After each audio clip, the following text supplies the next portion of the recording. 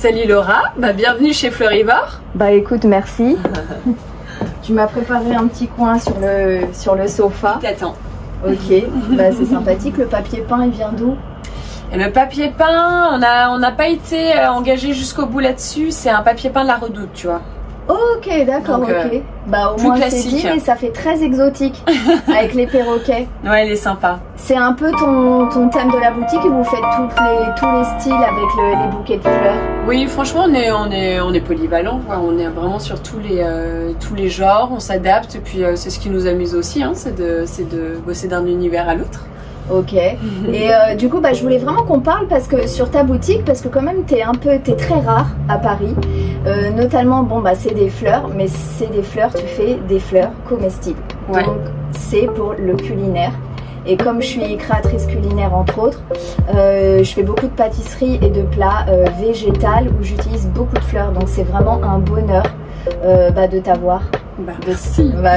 Oui, c'est assez extraordinaire. J'ai jamais entendu ça. Je te le dis honnêtement, normalement on vend des fleurs comestibles dans des petites barquettes, ce qui est vrai. Hein. Tout à fait. Là, c'est bien différent parce que c'est un bouquet. Tu nous fais une composition, c'est ça? Et puis on repart avec. Exactement. Donc c'est vraiment un bouquet double usage. Donc l'idée c'est que déjà on a un bouquet qui va durer plus longtemps par rapport c'est vrai que les barquettes, l'ennui c'est que ça a une durée de vie qui est très courte. Et là c'est vraiment double usage, donc on peut en profiter en déco et on va pouvoir le consommer dans un deuxième temps ou dans un premier temps, c'est un peu quand on veut. C'est accompagné en fait de fiches recettes et de schémas botaniques. Donc comme ça tu sais exactement, toi tu connais un petit peu les fleurs du coup, les fleurs comestibles, mais la plupart des gens les connaissent pas. Donc vraiment sur ces fiches tu regardes et tu te dis ok, telle partie est comestible, comment je vais pouvoir la consommer.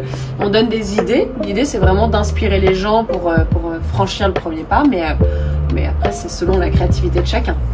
Et en fait je me demandais, quand est-ce que tu as ouvert cette boutique? Ça fait longtemps que...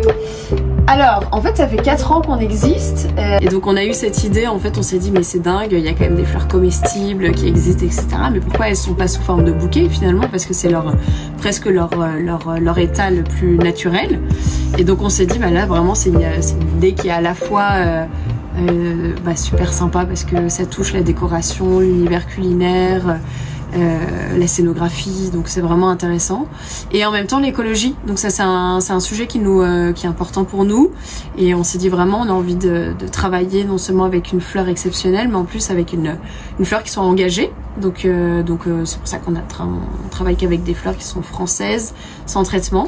Donc c'est un aspect qui est vraiment important dans notre projet et qui nous tient vraiment à cœur.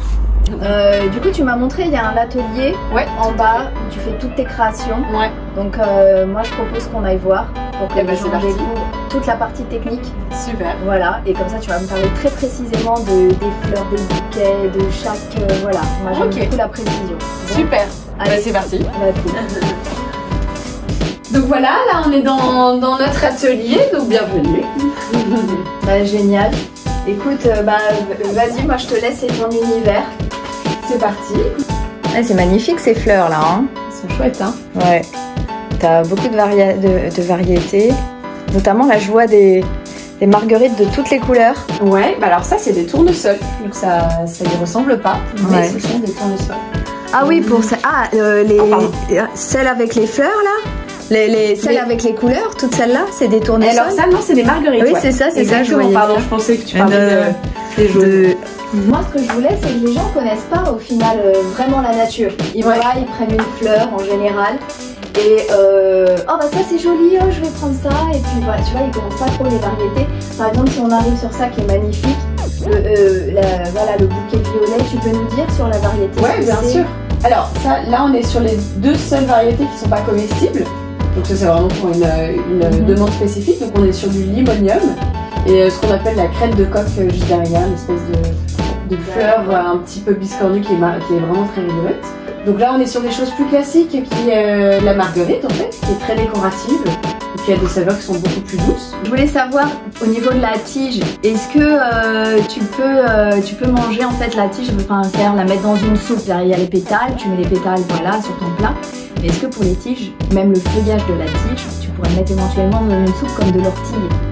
Alors ça va vraiment dépendre des variétés. Donc si tu prends la marguerite, La tige c'est très fibreux, donc c'est pas ce qu'il y a de plus sympa. Il y a des variétés où tu peux vraiment manger la tige. Je sais pas, tu prends la bourrache, cette fleur qui a des saveurs d'huître. Là tu peux manger les feuilles, la fleur, la tige, donc ça dépend des variétés. Alors on aimerait beaucoup faire la cueillette, mais bon, ça évidemment on n'a pas le temps. C'est vrai qu'on est sur une partie de notre métier, on peut pas faire l'ensemble de la chaîne. Donc la production, ça va être vraiment des producteurs qui sont spécialisés dans la fleur comestible. Mais on a aussi des cueilleurs, hein. On a travaillé un temps avec des cueilleurs, notamment un qui est en Normandie. On a essayé un petit peu avec le sud, c'est plus compliqué. Mais oui, il y a vraiment des cueilleurs, voilà, des gens qui, dont le métier c'est de reconnaître les endroits, les plantes et les cueillir en sauvage. Ce sont à la fois les fleurs les plus compliquées à obtenir et puis aussi les plus savoureuses parce que ce sont des fleurs qui sont fortes, qui sont super intéressantes.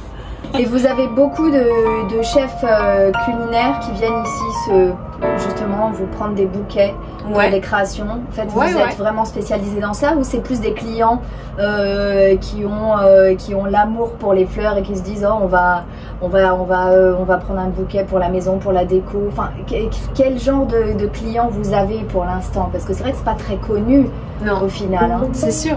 En fait, on a à la fois, alors le gros de notre activité, ça va être le B2B. Donc on travaille beaucoup sur de l'événementiel, sur des ateliers, sur de la scénographie, que ce soit sur la fleur comestible ou la fleur... on fait aussi de la fleur classique, enfin classique mais néanmoins engagée parce que c'est que de la fleur française. Donc on va vraiment travailler sur différents projets avec des professionnels et ça c'est assez sympa parce que ça nous permet vraiment de faire plein de choses différentes et donc on aime beaucoup. On travaille aussi du coup avec des bars à cocktails, des restaurants. Donc quotidiennement en fait on a vraiment des chefs qui vont s'approvisionner chez nous. Et puis on travaille aussi avec du particulier, donc sur des bouquets vraiment à l'achat, à l'unité, en expédition, on le fait également. Et là j'en vois une folle, si je peux la prendre j'ai le droit. Bien sûr. Elle est quand même exceptionnelle. Elle est dingue hein. Il faut quand même le dire. Oups, c'est la crête de coq. Donc ça c'est vraiment une fleur qui est très marrante. Donc elle est vraiment, on dirait un peu une sorte de serpent. Et là je pourrais vraiment la manger, genre la croquer. Alors celle-là, je pense qu'en termes de saveur, c'est pas ce qui est le plus intéressant si tu la croques maintenant. Je t'en montrerai une autre plus rigolote. Voilà. Donc mais les feuilles sont comestibles. Hop, je te la remets. Après je vois là les mini marguerites de camomille, on va dire ça comme ça. Exactement. Là bon on connaît, c'est pour la tisane. Tout à fait. Les gens là te prennent des bouquets pour des tisanes ou pour autre chose ou pour des plats culinaires ou... Moi c'est ça m'intéresse de voir comment pensent les gens. Je pense qu'ils s'intéressent en fait à la fleur comestible de manière plus générale et ils se demandent un peu justement de quelle manière je peux les consommer. Donc ils découvrent en fait que la camomille, c'est une fleur que tu vas pouvoir consommer dans ta tisane. Puis sur d'autres fleurs, parce qu'évidemment il y a plusieurs variétés dans un bouquet, ils vont découvrir d'autres manières de les consommer et à chaque fleur. Là par exemple je pourrais manger la fleur tout de suite. Comme ça. La camomille en fait il y a des fleurs qu'il faut vraiment manipuler pour attendrir un peu leur saveur. Mais par exemple la camomille en tisane c'est vraiment la meilleure manière. Mais par contre si tu veux manger une fleur comme ça, par exemple on a la fleur d'Annette qui est juste en dessous. Donc ça tu peux vraiment croquer dedans et ça c'est vraiment une fleur qui est... attends non je peux... c'est un peu méli-mélo hein. Voilà. Donc ça c'est vraiment une fleur qui est tu vois si on attrape celle-ci, voilà, qui peut vraiment se consommer, tu vois, celle-là par exemple elle est pas trop grosse, mais c'est vraiment une fleur que tu peux dans laquelle tu pourrais croquer en fait, c'est de la nette. Ça sent tout de suite. Ça a un nez qui est assez fort. Nette, hein. Et puis au niveau de la déco, franchement, c'est assez sauvage, c'est beau. C'est très chouette. C'est des belles ombelles, c'est vraiment une fleur qu'on aime bien. Donc tu vois, après, par exemple, tu as une autre fleur qu'il faut que vraiment tu travailles, c'est la tanésie. Qui a vraiment des saveurs qui sont très puissantes, qui vont très très bien avec le chocolat. Donc c'est une fleur qui est très aromatique, mais il faut la travailler, il faut pas croquer dedans comme ça.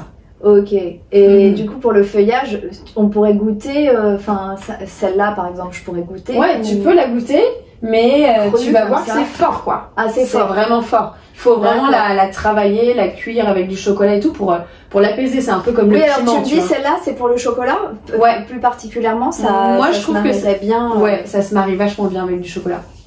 Parce que moi je travaille beaucoup avec le chocolat cru. Pas le cuit, la pépite. J'aime bien quand elle reste crue. Notamment pour la digestion, c'est meilleur. C'est vrai que c'est un peu fort. Tu vois. Je suis tellement habituée que. C'est puissant, tu vois. Donc il faut. C'est puissant. Ouais, faut la travailler quoi. Ok, ok. Du coup, ça devrait se cuire dans un ragoût, par exemple, ça? Bah franchement, après, ça n'a de limite en fait que ton imagination. Hein. Après, c'est toi qui imagine les recettes, c'est toi qui va pouvoir inventer des choses. Donc avec un ragoût, pourquoi pas? Ouais, non mais c'est vrai, hein, parce qu'en fait, moi quand je pense au chocolat, je pense plus au ragoût.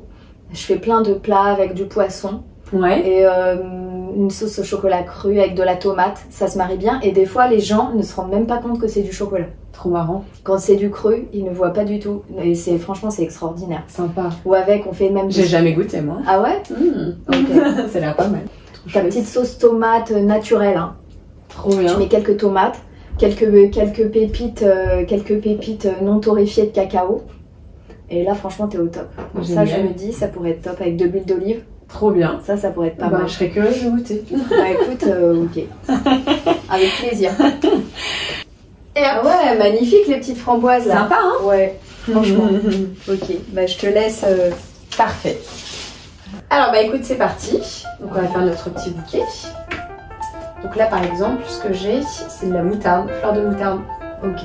Donc tu vois, elle est en fruits. Et c'est une fleur qui est super puissante en termes de saveur. C'est vraiment intéressant. Très chouette. Mais forte. On parle de la moutarde, donc forcément. Il paraît qu'il y a des pénuries de moutarde en ce moment. Bon, nous on n'a pas de pénurie de graines de moutarde. Donc tout va bien pour nous. Okay. Donc là, tu vois, je compose un petit bouquet rond. Donc tout ce qui est le plus classique. Mais pas avec des fleurs classiques. Donc pour le bouquet, du coup, dis-moi pour la compo. Bah alors pour la compo, en fait, le geste, si on veut, c'est vraiment à chaque fois tu vas venir placer devant toi les fleurs comme un X, tu vois. Ça forme un X, tu vois. Donc à chaque fois tu formes ce X, tu respectes, tu vois, le mouvement et tu vas pouvoir tourner ton bouquet. D'accord. Et hop, je continue mon X. Donc ça, c'est ce qui te permet d'avoir un bouquet rond et en fait, c'est ça qui va offrir de l'air à ton bouquet, de la structure et en fait, tu composes vraiment ton bouquet en escargot. D'accord. Voilà, tout simplement. Alors tout simplement, je dis tout simplement, mais c'est un geste qui met un peu de temps à venir quand même. Ouais. Au début, ça nous coûte quelques crampes aux mains, mais une fois qu'on l'a, après, on peut faire ça vraiment les yeux fermés, quoi. Je voulais savoir, les gens te demandent au niveau des bouquets, je voudrais une marguerite, je voudrais une tige de framboise. Comment les gens te demandent? Du sur-mesure, donc ils vont pouvoir nous dire, bah voilà, il me faut ceci, cela, et puis on prend vraiment à la commande.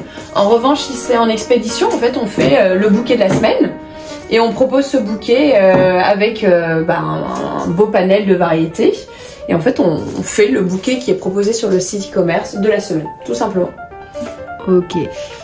Donc je voulais savoir pour les bouquets, combien ça coûte à peu près? T'as des mini bouquets, t'as des grands, comment tu fais les prix en fonction de la fleur, du bouquet? En fait, on a plusieurs manières de faire nos tarifs. Donc soit tu viens en boutique, tu choisis tes fleurs et donc là ça va être un prix à la fleur. Et sinon ça va être en expédition et donc là tu as 3 tailles de bouquets. Tu as un bouquet M, un bouquet L et un bouquet XL, donc 3 prix qui est en fonction de la taille de ton bouquet, tout simplement. Donc par exemple pour ce bouquet ce serait combien à peu près là? Là on est environ à 40 € pour l'instant. Ok, voilà. Ok, bah là t'as de quoi faire, hein. Là tu peux faire beaucoup de plats avec ça. Hein. Ah ouais, là tu peux déjà faire une belle découverte, ouais. Ça c'est sûr. Encore un petit peu.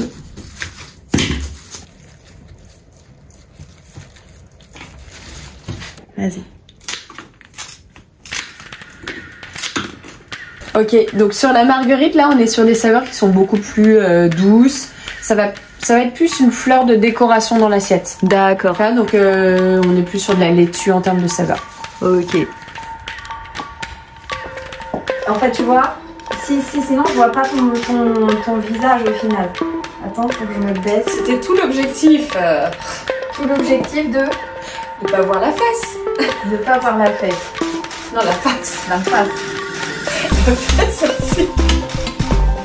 On est chez Fleurimort, je suis en train de goûter le petit gâteau vegan à la patate douce et au gingembre courgette que j'ai fait.